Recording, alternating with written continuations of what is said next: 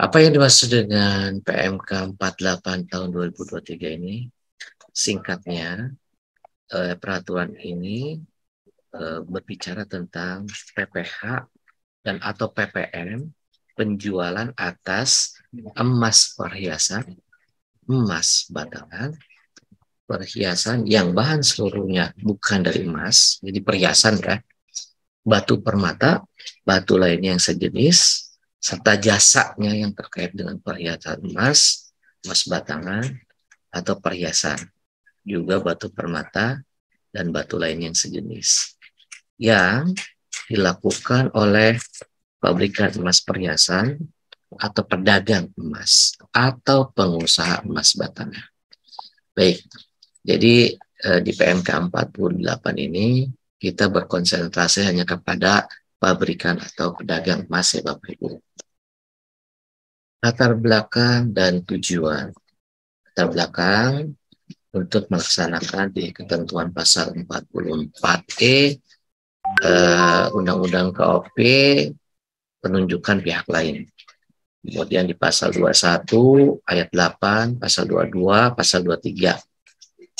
Di pemungutan PPh pasal 22 dan pemotongan PPh pasal 21 dan atau pasal 23. Kemudian di pasal 16G Undang-Undang PPh. Tujuannya yang pertama, kami Direktorat Jenderal Pajak memberikan kepastian hukum, keadilan, kemudahan dan kesederhanaan bagi pabrikan atau pedagang emas. Kemudian yang kedua, mengubah peraturan yang lama yaitu PMK 34 tahun 2017 dan mengganti PMK nomor 30 tentang PPN atas penyaluran emas perhiasan karena belum dapat menampung perubahan ketentuan sebagaimana diatur pasal 9A ayat 10 Undang-Undang PPN.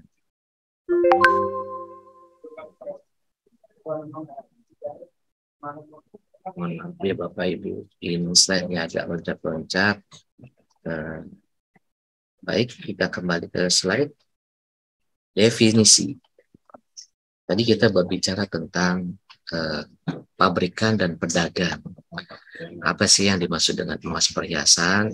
Nah, berdasarkan undang-undang, Bapak Ibu bisa membaca di slide bahwa emas perhiasan adalah perhiasan dalam bentuk apapun yang bahannya sebagian atau seluruhnya dari emas.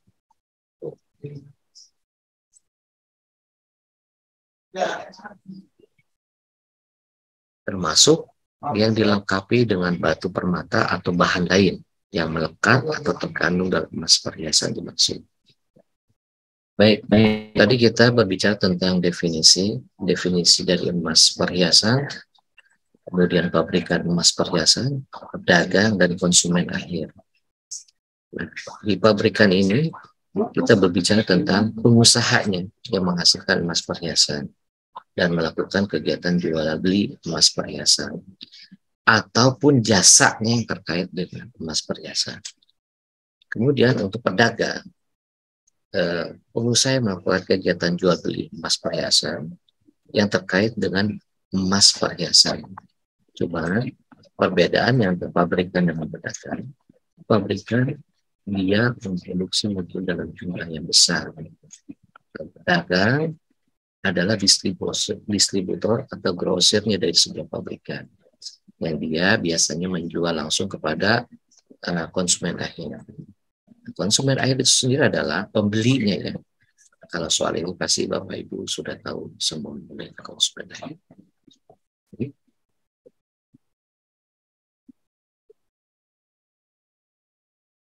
Tidak pakai video. PPH dan PPN atas penjualan penyerahan emas perhiasan. Bapak Ibu bisa perhatikan di slide. PPH pedagang emas perhiasan memungut pasal PPH pasal 22 sebesar 0,25% dari harga jual.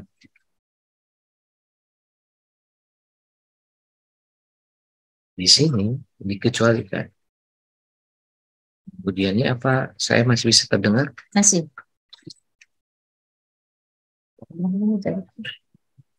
Masih dengar?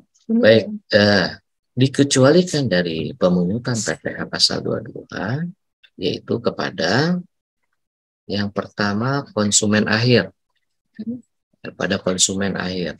Kemudian yang kedua kepada wajib pajak yang dikenai PPh final. Seperti misalnya sama-sama pedagang, dia punya SK PP nomor 23, atau bahkan dia memiliki SKB pemungutan PPh pasal 22.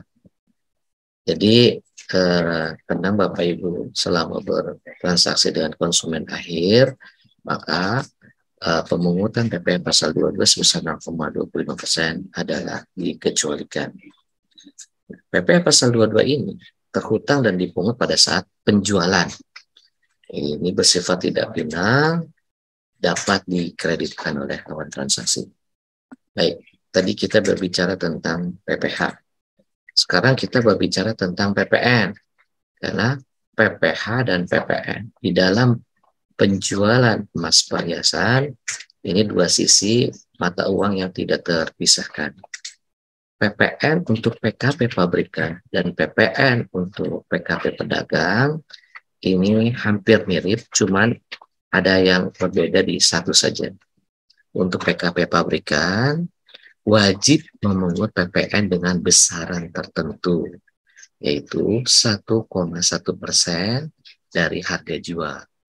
Jadi ingat ya Bapak Ibu, sebenarnya tarif PPN itu 11%.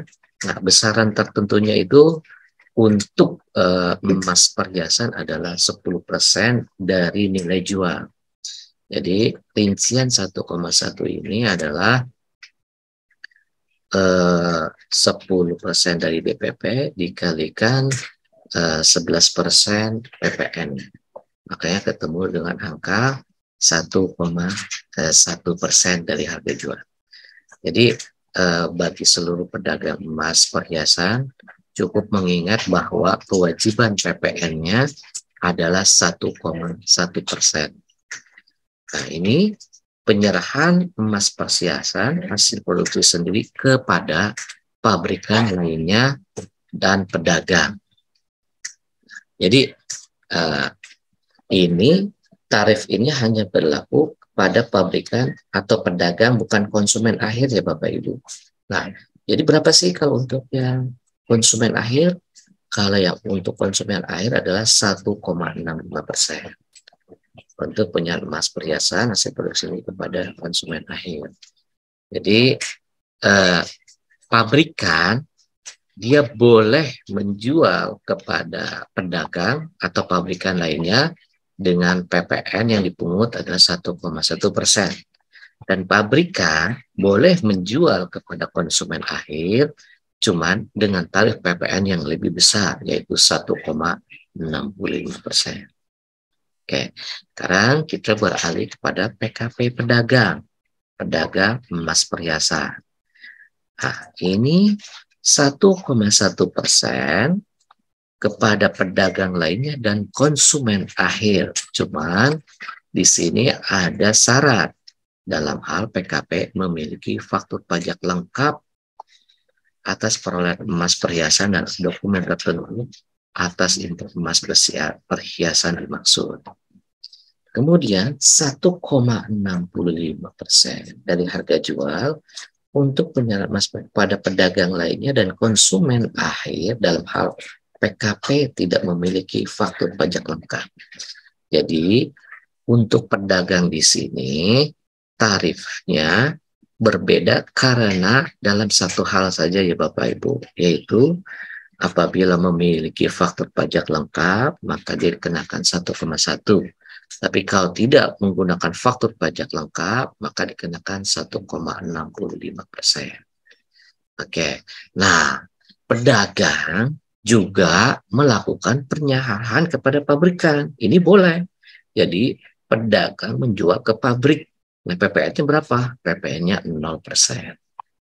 Baik, kita lanjut. Nah, ini adalah contoh faktur pajak atas perolehan emas perhiasan yang menjadi dasar penentuan pengenaan besar tertentu PPN bagi PKP pedagang. Contoh, PTG ini adalah pabrik emas, dia bikin emas. Maka dia membuat faktur kepada PTE, dia adalah pedagang. Nah, jadi faktur PTG dibuat kepada PTE dari pabrik kepada pedagang emas. Kemudian dari pedagang emas dijual ke konsumen juga membuat faktur.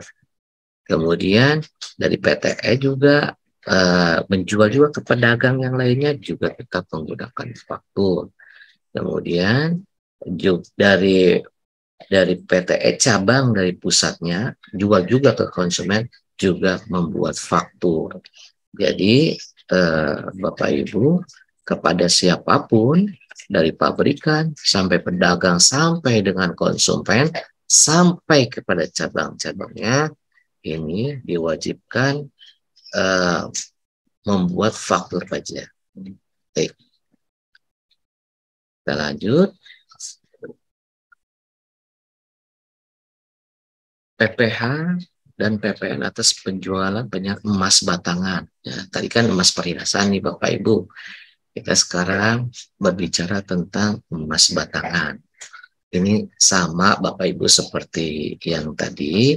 Untuk PPh-nya dipungut PPh pasal 22 sebesar 0,25% dari harga jual, dikecualikan yaitu kepada konsumen akhir, sama tadi juga yang emas perhiasan dikecualikan kepada konsumen akhir atau yang memiliki SKB atau yang memiliki SKEP PP nomor 55. Kemudian atau penjualan kepada Bank Indonesia. Ini ada tambahan. Jadi melalui pasar fisik emas digital sesuai dengan ketentuan mengenai perdagangan berjangka komoditi. Nah, ini tolong diperhatikan ya Bapak Ibu. Kemudian saat terhutangnya adalah pada saat penjualan dan bersifat tidak final sehingga dapat dikreditkan di dalam SPT pajak tahunan badan. Oke, sekarang mengenai PPN-nya. PPN pabrikan atau pedagang yang menjual emas batangan, maka perlakuan PPN atas penyerahan emas batang selain untuk kepentingan cadangan devisa dilaksanakan sesuai dengan ketentuan peraturan perundang-undangan di bidang perpajakan. Catatan, ini ada catatan ya Bapak Ibu. Emas batangan untuk kepentingan cadangan devisa negara disebutnya non-BKP. Jadi dia bukan barang kena pajak. Jadi dikecualikan. Emas batangan selain untuk kepentingan cadangan devisa diberikan fasilitas PPN tidak dipungut. Nah, kriteria emas batangan selain untuk kepentingan itu diberikan PPN tidak dipungut, yaitu emas berbentuk batangan, kemudian emas dengan kadar paling rendah 99,99, kemudian yang ketiga, kadar tersebut dibuktikan dengan sertifikat. Nah, jadi untuk khusus emas batangan, emas batangan ya kita berbicara emas batangan, baik yang diproduksi oleh pabrikan maupun oleh pedagang, ada dua ketentuan yang berlaku. Yang pertama, apabila emas batangan ini dijual untuk kepentingan cadangan devisa negara, yaitu kepada Bank Indonesia, maka otomatis emas batangan ini disebut dengan non-BKP, yaitu bukan barang kena pajak. Jadi sehingga tidak ada PPN-nya. Nah, kalau emas yang dijual kepada pabrikan atau konsumen akhir diberikan fasilitas PPN tidak dipungut. Jadi 0 PPN ya Bapak Ibu. Cuman di sini harus ada syarat dan ketentuan sebagaimana peraturan pemerintah di 49 tahun 2022 di pasal 25, yaitu yang pertama harus emas itu berbentuk batangan. Yang kedua, wajib emas itu kadarnya adalah 99,99%. Jadi emas murni ya Bapak Ibu. Dan yang ketiga, kadarnya ini Tidak boleh sembarangan, harus dibuktikan dengan sertifikat. Baik. Jadi perbedaannya, kalau emas perhiasan dipungut PPN, kalau emas batangan itu dikecualikan dari BKP atau diberikan fasilitas PPN, tidak dipungut. Ingat, emas batangan ya Bapak Ibu, bukan emas perhiasan. Tadi kita bicara emas batangan, sekarang kita berbicara tentang perhiasan yang bahan seluruhnya bukan dari emas atau batu permata atau batu. Jadi ini hanya sebuah perhiasan. Baik, bagaimana dengan PPH dan PPN-nya? Untuk PPH-nya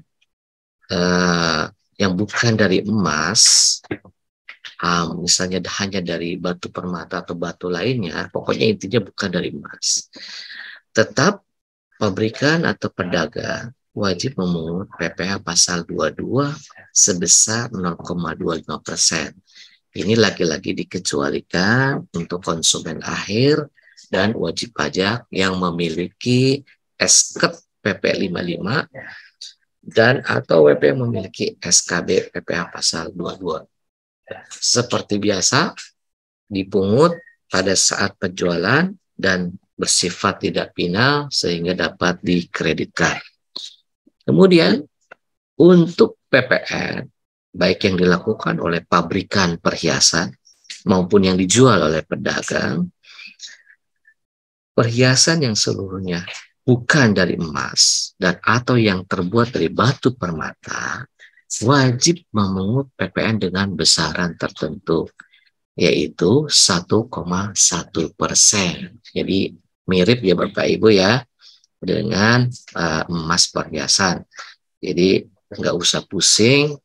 Tadi kalau emas perhiasan dipungutnya 1,1% juga dari konsumen akhir. Baik, kemudian PPh dan PPN atas penyerahan jasa. Bapak Ibu, sekarang tadi kita berbicara tentang barang. Barang itu tadi kita berbicara tentang emas batangan, kemudian emas perhiasan, dan yang ketiga perhiasan. Itu semuanya tadinya barang. Nah sekarang kita berbicara tentang PPh dan PPN atas penyerahan jasa. Itu apa sih jasa di sini? Jasa yang terkait dengan emas perhiasan atau emas batangan atau perhiasan yang bahan seluruhnya bukan dari emas. Ini contohnya adalah seperti jasa modifikasi, jasa perbaikan, jasa pelapisan, jasa penyepuhan, dan jasa pembersihan. Dan jasa lainnya yang merupakan nama lain sebagaimana dimaksud di atas. Saya yakin ini pasti kalau ibu-ibu tentang masalah ini pasti paham nih. Kadang-kadang kan emas perhiasan kita suka rusak ya. Nah ini minta diperbaiki dan kita biasanya bayar atas jasa perbaikannya. Terus kita ada yang minta ya jasa disepuh kembali supaya mengkilap, dan ini pasti kita bayar. Nah yang kita bayar adalah jasanya. Nah, apa sih kewajiban PPh dan PPN atas pabrikan dan pedagang ini? Baik, maka pedagang atau pabrikan wajib memotong PPh pasal 21 dalam hal penerima imbalannya adalah WP orang pribadi. Nah, jadi misalnya kita nih Bapak Ibu minta tolong kepada toko, cuman tokonya itu nama orang pribadi, maka PPh pasal 21 yang diterima orang pribadi ini wajib dipotong ya Bapak Ibu. Kemudian misalnya nih yang menerimanya adalah badan hukum. Contoh, misalnya ada pedagang emas perhiasan, dia meminta tolong pedagang lainnya dalam berbentuk badan hukum untuk melakukan modifikasi, perbaikan, atau pelapisan, maka dipotong PPh pasal 23 atas jasa dengan tarif dan dasar pengenaan sesuai dengan ketentuan yang berlaku. Nah, ini juga tetap dikecualikan ya Bapak Ibu. Apa sih yang dikecualikannya? Sama dengan tadi penjualan emas perhiasan, yaitu apabila lawan transaksi kita memiliki SKED PP23 atau dia memiliki SKB, surat keterangan bebas pemotongan. Jadi jangan dikenakan kalau yang punya dua hal ini Bapak Ibu. Nah, untuk PPN sama tarifnya, yaitu 1,1% dikali penggantian. Maksudnya adalah jasa atas terkait dengan modifikasi, terkait dengan perbaikan, pelapisan. Jadi 1,1% dari jasa yang diterima oleh pedagang atau pabrikan. Oke, lanjut. Imbalan jasa dalam bentuk natural atau kenikmatan. Nah, dalam hal ini, imbalan jasa yang terkait dengan emas perhiasan yang seluruhnya bukan dari emas atau dari batu permata, diberikan dalam bentuk natura atau kenikmatan, jadi cuma-cuma lah, misalnya gitu, maka pemotongan PPh pasal 21 atau pasal 23 dilakukan sesuai dengan ketentuan peraturan perundang-undangan di bidang perpajakan. Dalam hal natura dimaksud diberikan untuk barang emas perhiasan, emas batangan, atau perhiasan, juga batu permata, maka atas penyerahan emas perhiasan tersebut, emas batangan atau perhiasan yang lainnya, tidak dilakukan pemungutan PPh pasal 22. Nah, ini ya, kalau memberikan dalam bentuk natura, jadi pemberian cuma-cuma, bukan dengan PPh pasal 22. Jadi, orang yang membeli sama orang yang diberi hadiah, ini pemotongannya berbeda ya Bapak Ibu. Kalau tadi yang beli dipotong PPh pasal 22, kalau yang diberi dalam bentuk natural kenikmatan, ini dipotong seharusnya PPh pasal 21 sebagai bentuk natural dan atau kenikmatan. Baik, lanjut. Ini penyesuaian besarnya PPN yang seharusnya dipungut. Untuk slide yang ini adalah penyerahan emas perhiasan melalui import ya Bapak Ibu. Yang dimana ada dua kondisi, dimana kondisi satu tidak memiliki faktur pajak lengkap atau dokumen tertentu. Yang kondisi 2 memiliki faktur pajak lengkap atau dokumen tertentu. Nah, untuk yang tidak lengkap, maka atas penyerahan emas perhiasan tersebut dipungut PPN tidak menggunakan besaran tertentu yang mengakibatkan jumlah PPN-nya menjadi lebih kecil dari jumlah PPN yang seharusnya dihitung dengan menggunakan besaran tertentu.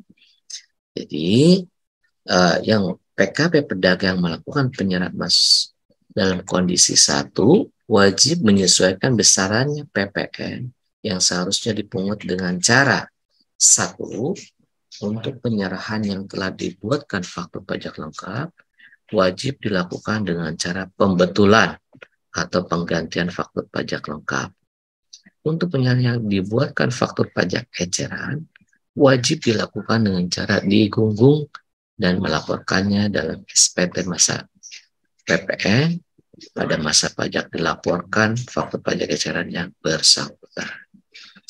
Kemudian untuk kondisi kedua, atas penyerahan dipungut PPN tidak menggunakan besaran tertentu sebesar 1,1 yang mengakibatkan jumlah PPN menjadi lebih besar.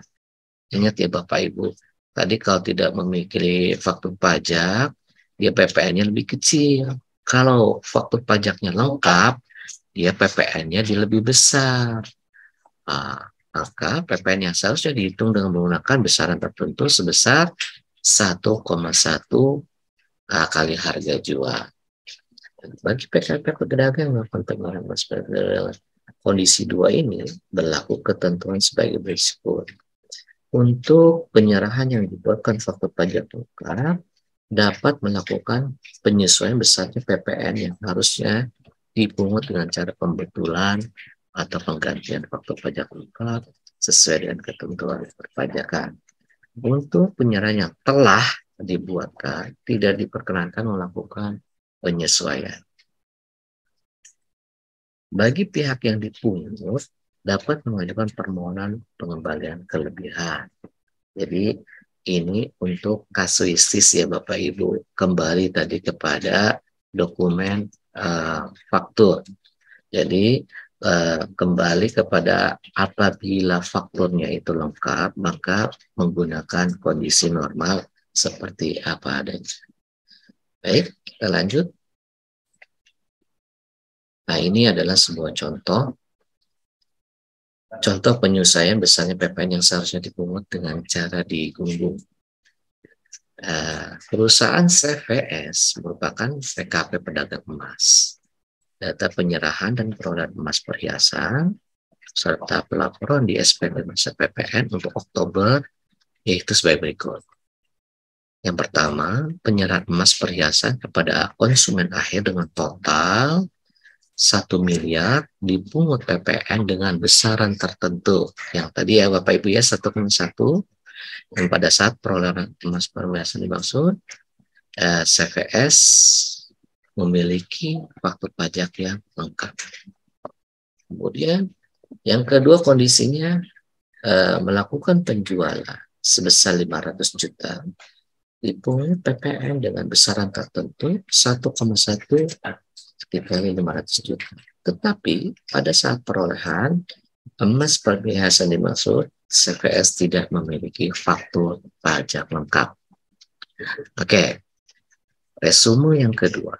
Atas penyerahan emas perhiasan tersebut, CVS telah membuat faktur pajak eceran sebagaimana di pasal 13 ayat 5A Undang-Undang PPN.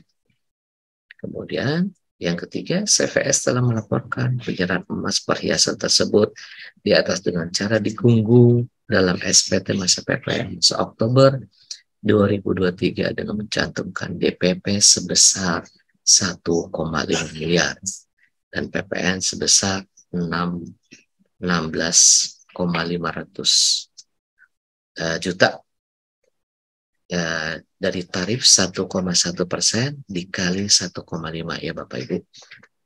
Oke, mengingat atas penyerahan emas perhiasan kepada konsumen air dengan total jual sebesar 500 juta, CVS mengambil PPN dengan besaran tertentu sebesar 1,1. Padahal pada saat perolehan emas perhiasan dimaksud, CVS tidak memiliki faktur pajak lengkap sehingga seharusnya memungut PPN dengan besaran tertentu yaitu sebesar 1,65 kali harga jual. Maka CVS wajib melakukan penyesuaian PPN yang seharusnya dipungut dengan cara digunggung dengan penghitungan sebagai berikut. Jadi Bapak Ibu tahu ya, sebetulnya tarif PPN itu kan 1,1. Itu apabila dokumen pembeliannya adalah fakturnya lengkap. Tapi kalau waktu belinya tidak menggunakan dokumen yang lengkap, maka tarifnya berbeda, yaitu 1,65. Sebagaimana contoh di atas. Penyerahan yang dipungut PPN dengan besaran tertentu 1,1% kali harga jual, ini dokumennya lengkap ya Bapak Ibu. Sehingga berlaku ketentuan umum, di mana 1 miliar langsung dikalikan 1,1%. Nah, untuk yang penjualan 500 juta, dia pembeliannya dokumennya tidak lengkap. Maka dikenakan dengan tarif dengan besaran tertentu yaitu 1,65. Nah, sehingga ketika mereka sudah menghitung menggunakan 1,1, mereka kan sudah menghitung tadi di atas dengan besar 16.500 PPN-nya. Sedangkan dengan menggunakan PPN karena dokumennya tidak lengkap tadi, dia berubah. PPN yang seharusnya terhutang tadi 19,250 juta. Maka terjadi kekurangan pembayaran SPT masa PPN di bulan Oktober sebesar 2.750.000. Jadi SPT PPN yang sudah dilaporkan tadi untuk dilakukan pembetulan karena salah di dalam melakukan perhitungan. Oke. Kemudian contoh atas PPN, penyerahan BKP lainnya dan atau JKP lainnya. Ini kita sedang bicara BKP lainnya atau JKP lainnya Bapak Ibu. Dalam hal PKP pabrikan, pedagang yang melakukan kegiatan usaha tertentu berupa penyerahan emas, perhiasan atau yang bukan emas, baik emas batangan, juga melakukan BKP lainnya. Jadi di sini kita bicara si PT ini atau si badan ini atau pedagang ini, dia nggak cuma jualan emas, tapi dia jualan juga yang lainnya. Nah, ini ada contoh. Contoh satu, PTT melakukan penyerahan emas perhiasan dan atau jasa terkait dan juga menjual juga BKP lainnya seperti jam tangan atau handphone. Maka dengan demikian, yang pertama, atas penjualan emasnya memungut dan menyetorkan PPN dengan besaran tertentu yang 1,1 tadi. Kemudian untuk yang penyerah yang penjualan jam tangan sama handphonenya, maka PTT wajib memungut sesuai dengan peraturan perundang-undangan, yaitu langsung kalikan tarif 11%. Sekarang kita ke contoh kedua. Tuan U melakukan penyerahan emas perhiasan atau jasa. Dia juga nyewain kendaraan bermotor. Nah, maka penjualan atas emas perhiasannya dipungut menggunakan PMK 48 yang ini Bapak Ibu ya. Kemudian untuk jasa persewaan atau kendaraan bermotor, maka dipungut PPh pasal 23. Ini dikembalikan dengan ketentuan peraturan perpajakannya. Jadi diperkenankan ya Bapak Ibu apabila sebuah pengusaha atau pedagang, dia nggak cuma menjual emas perhiasan, dia juga ngejual yang lainnya. Maka itu diperkenankan. Seperti biasa. Baik, kemudian kewajiban PPh bagi pemotong atau pemungut PPh. Bagi pemungut PPh pasal 22, jangan lupa Bapak Ibu membuat bukti potong. Tadi kalau jualan emas, jangan lupa buat bukti potong PPh pasal 22. Kemudian menyetorkannya dan melaporkannya. Kemudian bagi yang memotong PPh 21 atau 23, jangan lupa membuat bukti potong 21 atau 23, kemudian menyetorkannya ke negara dan melaporkannya. Ini ketentuan ini seperti biasa ya Bapak Ibu. Ini kewajiban PPN bagi pabrikan atau pedagang. Wajib melaporkan usahanya untuk dikukuhkan sebagai PKP. Nah, lihat nih Bapak Ibu, di PMK 48 ini wajib dikukuhkan sebagai PKP meskipun peredaran usahanya tidak melebihi batasan pengusaha kecil. Jadi, tidak lagi kita melihat omset ya Bapak Ibu di 4,8 miliar. Jadi semua pabrikan dan pedagang emas perhiasan wajib dikukuhkan sebagai PKP. Maka wajib melakukan pemotongan PPN. Yang kedua, wajib membuat faktur pajak otomatis ya Bapak Ibu. Kalau sudah menjadi PKP, maka setiap penjualannya harus membuat faktur pajak. Kemudian wajib menyetorkan PPN, otomatis juga, dan wajib melaporkannya dalam SPT masa PPN.